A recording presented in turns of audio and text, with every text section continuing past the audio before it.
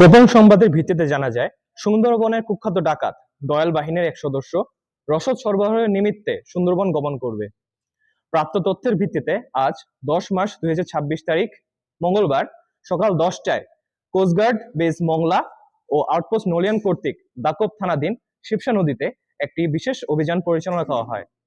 অভিযান চলাকালীন উক্ত এলাকা হতে সুন্দরবনের কুখ্যাত ডাকাত দয়াল বাহিনীর অস্ত্র, গোলা বারুদ ও রসদ সরবরাহকারী আব্দুল হালিমকে আটক করা হয়।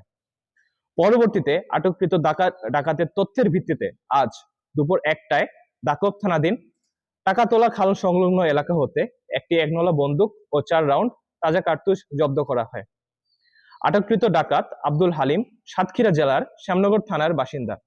সে দীর্ঘদিন যাবৎ দয়াল বাহিনীর সঙ্গে ডাকাতি এবং ডাকাত দলকে অস্ত্র, গোলাবারুদ ও রসদ সরবরাহের মাধ্যমে সহযোগিতা করে আসছিল। জব্দকৃত আলামত ও আটককৃত ডাকাতের পরবর্তী আইনানুগ ব্যবস্থা গ্রহণের কার্যক্রম প্রক্রিয়াধীন রয়েছে।